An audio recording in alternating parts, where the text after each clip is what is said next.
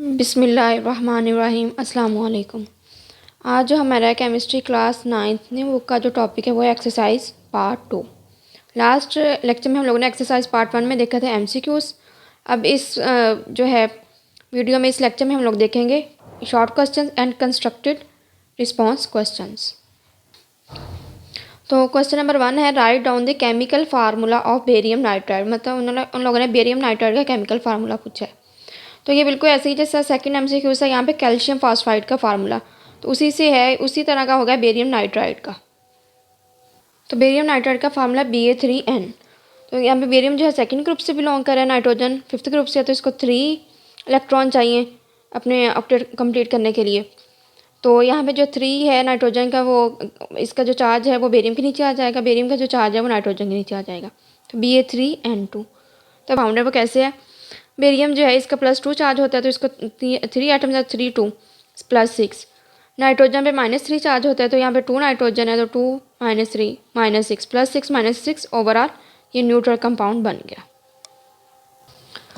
तो सेकंड जो है क्वेश्चन वो ये है find out the molecular formula of a compound whose empirical formula of CH2O and its molar mass is 180। Molecular formula compound को find out करना है, जबकि एम्पिरिकल फार्मूला CH2O है और उसका मोलर मास 180 है उस मॉलिक्यूलर कंपाउंड का। तो ये जब हम लोगों ने एम्पिरिकल फार्मूला पढ़ा था और वो केमिकल फार्मूला पढ़ा था, तो उसके एक्सरसाइज में कुछ हमसे एक्सरसाइज करवाई थी, 2 क्वेश्चन थे, उसमें से जो एक क्वेश्चन है वो यहाँ पे दोबारा रिपीट करती है। तो मैं अभी दोबारा बता देती हूँ वैसे आपको, कि पहले भी हम लोग कर चुके हैं एक्सरसाइज में, जो कि हर टॉपिक एंड में दी होती हैं। तो सबसे पहले हम लोग करेंगे empirical formula math find out. तो एम्पिरिकल फार्मूला क्या, CH2O। कार्बन का कितना होता है, मैथ नंबर 12। हाइड्रोजन का 1 होता है, एक का, तो हमें 2 हाइड्रोजन तो 2 हो जाएगा। ऑक्सीजन का 16 होता है।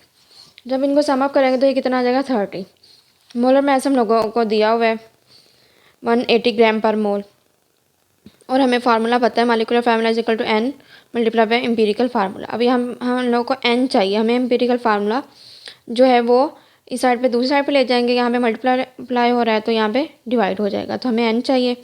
तो मॉलिक्यूलर मास जो है वो 180 दिया हुआ है, या मोलर मास, और एम्पिरिकल जो फार्मूला मास है वो 30 हम लोगों ने खुद फाइंड आउट कर लिया, क्योंकि उसका फार्मूला पता दिया हुआ था हम लोगों ने।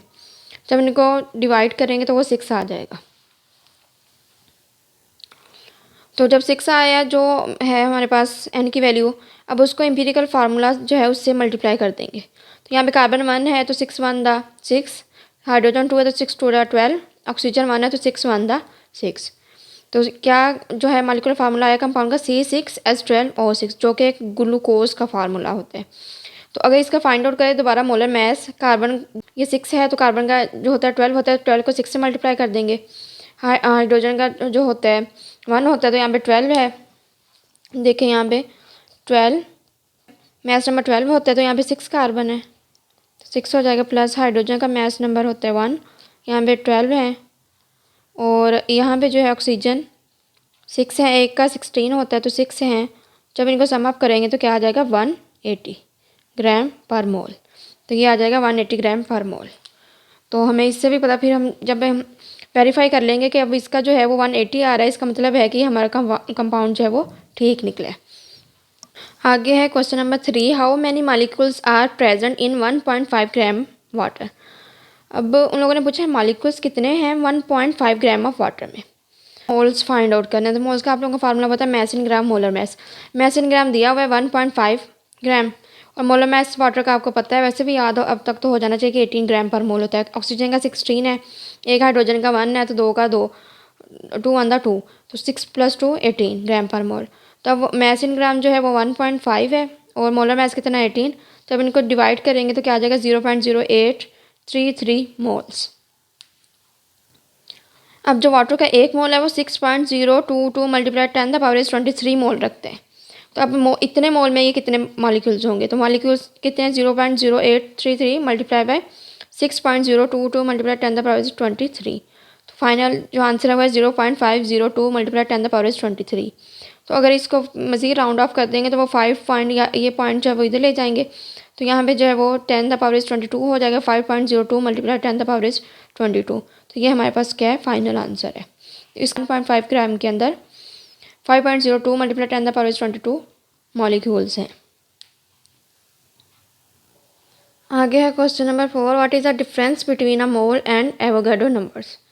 मोल और एवोगाड्रो नंबर के दरमियान क्या डिफरेंस है। तो जो मोल क्या है, मोल की डिफाइन क्या है, unit representing A quantity of substance. ये क्या है, क्वांटिटी ऑफ सब्सटेंस को रिप्रेजेंट करती है। जो एवोगाड्रो नंबर्स हैं, it represent the number of particles, मतलब नंबर ऑफ पार्टिकल्स के बारे में बताती है। इन 1 mole of substance, 1 mole substance के अंदर नंबर ऑफ पार्टिकल्स बताती है। और ये होता है एक स्पेसिफिक नंबर होते हैं कि 1 मोल में मतलब उतने 6.022 मल्टीप्लाई 10⁻23 पार्टिकल्स या मॉलिक्यूल्स हैं। तो ये एक स्पेसिफिक नंबर होता है तो 1 मोल में, और वो मोल बढ़ते जाएंगे तो फिर वो नंबर ऑफ पार्टिकल्स उस हिसाब से उसे मल्टीप्लाई करते जाएंगे। और रिप्रेजेंट ये है अमाउंट ऑफ सब्सटेंस इन ग्राम। ये सब्सटेंस जो है हम उसकी जो अमाउंट बताती है ग्राम में, और ये नंबर ऑफ पार्टिकल्स बताते हैं। इसकी जो एग्जांपल है मोल की, जैसे 1 मोल ऑफ वाटर, इसमें कितने ग्राम है, 18.016 ग्राम। देखें ऑक्सीजन का 16 होता है, हाइड्रोजन 2 है, तो यहाँ पे 2 हो जाएगा, 16 + 2 18। तो 1 मोल ऑफ वाटर कितने ग्राम रखता है, में कितने ग्राम होते हैं, 18.016 ग्राम। और अगर 1 मोल ऑफ वाटर में मॉलिक्यूल्स देखें तो ये 1 मोल ऑफ वाटर में 6.022 मल्टीप्लाई 10⁻23 मॉलिक्यूल्स होते हैं। तो इतने इस 1 मोल में इतने ग्राम होंगे और इतने मॉलिक्यूल्स होंगे। अगर यहाँ पे 2 मोल हो जाएंगे तो ये भी डबल हो जाएगी और ये भी डबल, ये वैल्यू डबल हो जाएगी। तो इसी तरह सो ऑन। तो ये क्या है, ये अमाउंट ऑफ सब्सटेंस बताता है इन ग्राम में। और ये एक होता है स्पेसिफिक नंबर होता है, ये फिक्स होता है। ये नंबर ऑफ पार्टिकल्स के बारे में हमें एवोगाड्रो नंबर्स बताता है। आगे है write down the chemical equation of the following reaction. Chemical equation लिखें इस फॉलोइंग रिएक्शन के। Copper plus sulphuric acid. Copper को जब सल्फ्यूरिक एसिड के साथ रिएक्ट करवाएंगे तो कॉपर सल्फेट बनेगा, सल्फर डाइऑक्साइड और वाटर। इसमें जब कॉपर को सल्फ्यूरिक एसिड के साथ रिएक्ट करवाएंगे तो कॉपर सल्फेट बनेगा, सल्फर डाइऑक्साइड और वाटर बनेगा। तो कॉपर जो है Cu, इसके जो सैम्पल है वो Cu है, ये एक मेटल है। सल्फ्यूरिक एसिड जो है ये एक एसिड है, मिनरल एसिड H2SO4 होता है इसका। कॉपर सल्फेट का CuSO4 होता है, कॉपर सल्फेट। यहाँ से CuSO4, यहाँ से सल्फर डाइऑक्साइड बन गई है SO2, और यहाँ से फिर वाटर H2O। तो इनके ये फार्मूला है। अब उन लोगों ने हमें ये दे दिया है, हम लोगों ने अब इसकी जो है केमिकल फार्मूलाज लिखनी है सबके। कॉपर का Cu होता है, सल्फ्यूरिक एसिड का H2SO4, कॉपर सल्फेट का CuSO4, सल्फर डाइऑक्साइड का SO2, वाटर का H2O। अब हम लोग जब इक्वेशन की फॉर्म में लिखेंगे तो फिर हम लोग इसको बैलेंस भी करेंगे। वाटर के साथ 2 लग गया और यहाँ पे सल्फ्यूरिक एसिड के साथ 2 लग गया। तो सल्फ्यूरिक यहाँ पे 4 हाइड्रोजन है तो यहाँ पे भी 4 हाइड्रोजन पूरे हो गया। सल्फर यहाँ पे 2 हैं तो यहाँ पे भी एक सल्फर यहाँ पे और एक सल्फर यहाँ पे। ऑक्सीजन जो है 8 है, 4 2 6 और यहाँ पे भी 2 8 पूरे। मतलब हर लिहाज से ये एक बैलेंस केमिकल इक्वेशन बन गई है। आगे है कंस्ट्रक्टेड रिस्पॉन्स क्वेश्चंस। तो इसका सबसे पहला पार्ट है different compounds will never have the same molecular formula but they can have the same empirical formula explain. तो डिफरेंट कंपाउंड्स, उनका मॉलिक्यूलर फार्मूला तो सेम कभी भी नहीं होता, लेकिन उनका एम्पिरिकल फार्मूला सेम होता है, क्यों, इसे एक्सप्लेन करें। हम लोगों को जो पता है मॉलिक्यूलर फार्मूला क्या होता है, वो एक्चुअल नंबर या एग्जैक्ट नंबर ऑफ एटम्स बताता है मॉलिक्यूल के अंदर उस एलिमेंट के। एम्पिरिकल फार्मूला जो है वो simplest whole number ratio of elements in compounds बताते हैं, या मिनिमम क्या कहते हैं, मिनिमम रेशियो बताते हैं एम्पिरिकल फार्मूला। तो जो मॉलिक्यूलर फार्मूला है वो तो एक्चुअल नंबर बताता है, वो तो सबका डिफरेंट होगा। जो एम्पिरिकल फार्मूला है वो सिंपलेस्ट रेशियो बताते हैं, तो वो कुछ कंपाउंड्स के सेम भी हो सकते हैं। तो डिफरेंट कंपाउंड होते हैं, डिफरेंट मॉलिक्यूलर स्ट्रक्चर रखते हैं, और क्या इनको जो है सेम इनका एम्पिरिकल फार्मूला होता है, तो इनको can simplify to the same empirical formula. वो डिफरेंट कंपाउंड होता है, डिफरेंट मॉलिक्यूलर स्ट्रक्चर तो रखते हैं या मॉलिक्यूलर फार्मूला तो उनका डिफरेंट होता है, लेकिन उनको जब सिंप्लीफाई करें तो वो सेम एम्पिरिकल फार्मूला होता है। These compounds are called empirical formula isomers. इन कंपाउंड्स को क्या कहते हैं, empirical formula isomers. For example, तो मेन चीज़ यही है कि मॉलिक्यूलर जो फार्मूला है वो एक्चुअल नंबर बताता है, number of atoms of each element in molecule, और जो एम्पिरिकल फार्मूला है वो सिंपलेस्ट होल नंबर रेशियो बताता है of element in a compound के। हैं वो बेंजीन और एसिटाइलिन, 2 एग्जांपल्स दी हुई हैं बेंजीन और एसिटाइलिन की। बेंजीन का जो मॉलिक्यूलर फार्मूला है वो C6H6 है, और इसका एम्पिरिकल फार्मूला CH है। मतलब C6 को जो है वो सिंपलेस्ट बाय निकाल के सिंपलेस्ट होल रेशियो लें तो वो CH आ जाएगा। इसी तरह यहाँ से 2 को निकाल दें तो CH आ जाएगा। एसिटाइलिन ये अल्काइन फैमिली से इसे इथाइन भी बोलते हैं, C2H2। अब ये देखिए इनके मालिकुलर जो फार्मूला है वो तो डिफरेंट है लेकिन एम्पिरिकल फार्मूला सेम है। तो ये जो है एक्चुअल नंबर ऑफ एटम्स बताता है और ये सिंपलेस्ट होल रेशियो बताता है। इसी तरह ग्लूकोज और एसिटिक एसिड, ग्लूकोज जो है C6H12O6 है, एसिटिक एसिड होता है C2H4O2। वैसे अगर इनको भी सिंप्लीफाई करें तो CH2 आएगा, इसको भी सिंप्लीफाई, इसका भी 6 बाई निकाल दें, इसका 2 निकाल दें तो ये बिल्कुल यही जो एम्पिरिकल फार्मूला दोनों का सेम आ जाएगा। सो मतलब ये इसमें जो है एक्चुअल नंबर ऑफ एटम्स बताता है of elements in each compound, ये जो है मॉलिक्यूलर फार्मूला, और ये एम्पिरिकल फार्मूला ये सिंपलेस्ट होल रेशियो बताता है, होल नंबर रेशियो।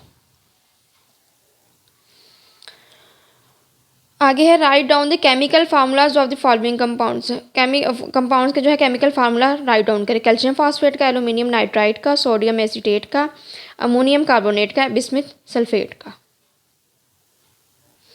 जो कैल्शियम फॉस्फेट है इसका क्या फार्मूला है, Ca3PO4 twice, calcium phosphate Ca3PO4 twice.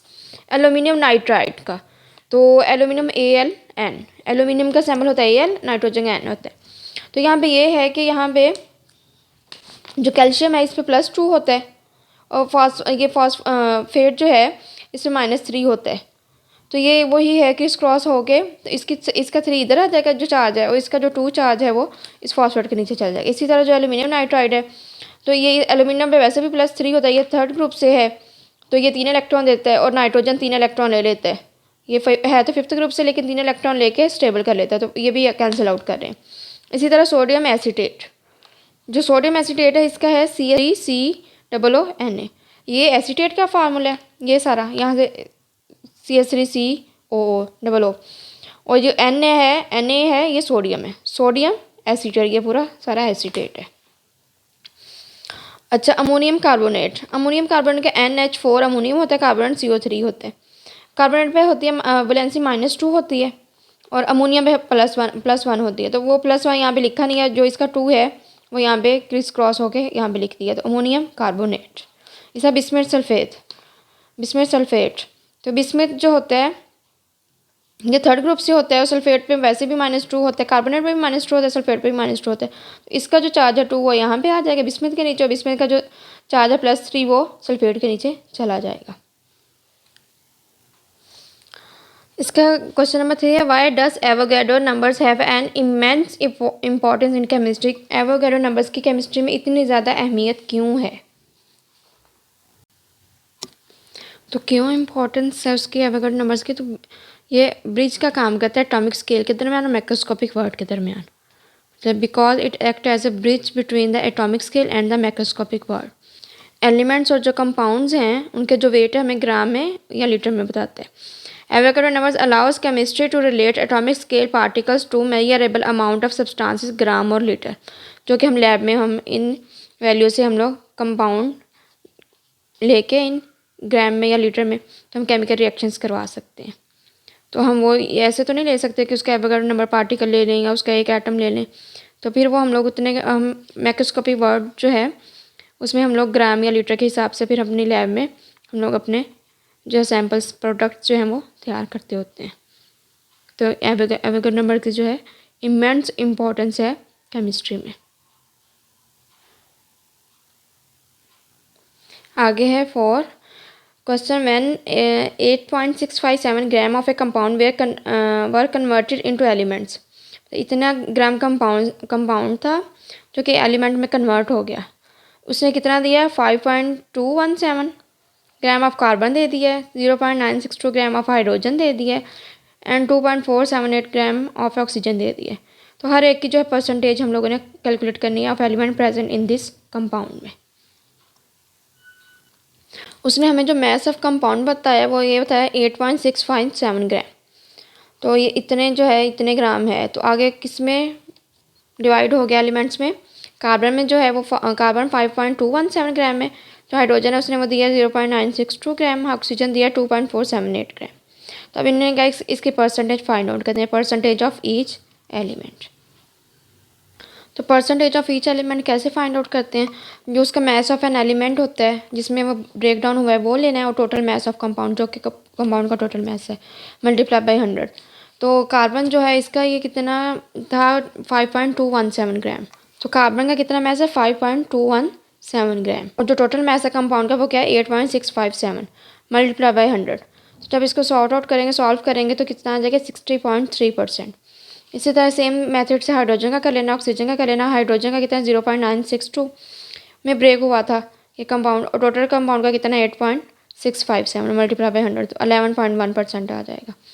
इसी तरह ऑक्सीजन का 2.478 multiply divided by 8.657 multiply by 100 कितना आएगा 28.6%। तो इस कंपाउंड में कार्बन जो है वो 60.3% है, हाइड्रोजन 11.1% है और ऑक्सीजन 28.6% है। आगे है question number 5, how can you calculate the message of products form in a reversible reaction. जो रिवर्सिबल रिएक्शन में प्रोडक्ट्स के मैसेज हैं वो आप कैसे कैलकुलेट करेंगे। तो सबसे पहले तो प्रोडक्ट्स का जो है और रिएक्टेंट्स का जो रिवर्सिबल रिएक्शन में जो है हम लोग मैथ कैसे फाइंड आउट करते हैं, पहले तो उसे बैलेंस करना है, फिर उसकी मॉडरेशन निकाल देनी है और फिर इक्विलिब्रियम कांस्टेंट से उनकी जो है वो मैथ्स फाइंड आउट कर लेने हैं। तो रिवर्सिबल रिएक्शन होता है क्या, जो दोनों सीमत में चले, मतलब रिएक्टेंट से प्रोडक्ट्स बना दे और प्रोडक्ट से रिएक्टेंट्स बना दे, तो ये एक रिवर्सिबल रिएक्शन है। तो यहाँ पे जो है ए जो है वो ए और बी जो है रिएक्टेंट्स हैं, सी और डी प्रोडक्ट्स हैं। तो जो के सी होता है ये इक्विलिब्रियम कांस्टेंट होता है, फॉर्मूला तो वो प्रोडक्ट्स ओवर रिएक्टेंट्स होते हैं। यहाँ पे ये प्रोडक्ट रिएक्टेंट्स है और ये हमें प्रोडक्ट्स की जो है फाइंड आउट करनी है, तो फिर हम लोग इस ये मैथमेटिकली हम लोग कैलकुलेट कर लेंगे। तो इक्विलिब्रियम कांस्टेंट है वो डिटरमाइन करता है, हमें हेल्प करता है how much reactant is converted into products. तो प्रोडक्ट्स रिएक्टेंट कितने प्रोडक्ट्स में कन्वर्ट हुए हैं या प्रोडक्ट्स कितने बने हैं रिएक्टेंट से। तो वो उसका फार्मूला क्या है, K C is equal to C, the products C जो है वो और कोफिशिएंट सी डी है और डी ये है प्रोडक्ट्स, ये हमारे पास प्रोडक्ट्स बने ओवर रिएक्टेंट्स ए कोफिशिएंट ए और बी कोफिशिएंट बी। तो ये इस फार्मूले से हम लोग प्रोडक्ट्स के मैसेज या रिएक्टेंट के मैसेज फाइंड आउट कर सकते हैं। हमें अगर रिएक्टेंट के मैसेज पता हो और इक्विलिब्रियम कांस्टेंट पता हो तो हम प्रोडक्ट्स के मैसेज फाइंड आउट कर सकते हैं। अगर हमें प्रोडक्ट्स के मैसेज पता हो और इक्विलिब्रियम कांस्टेंट पता हो तो हम रिएक्टेंट के मैसेज फाइंड आउट कर सकते हैं। और अगर हमें प्रोडक्ट्स के भी पता हो और रिएक्टेंट्स के भी मैसेज पता हो तो हम इक्विलिब्रियम कांस्टेंट फाइंड आउट कर सकते हैं। तो इस रिलेशन के ज़रिए हम लोग जो प्रोडक्ट के मैसेज है वो कैलकुलेट कर सकते हैं इजीली। तो यहाँ तक था हमारा लेक्चर। अगर कोई क्वेश्चन है तो कमेंट सेक्शन में आप लोग पूछ सकते हैं। मिलते हैं एक नए लेक्चर के साथ, एक नई वीडियो में, एक नए टॉपिक के साथ। तब तक के लिए अल्लाह हाफिज़।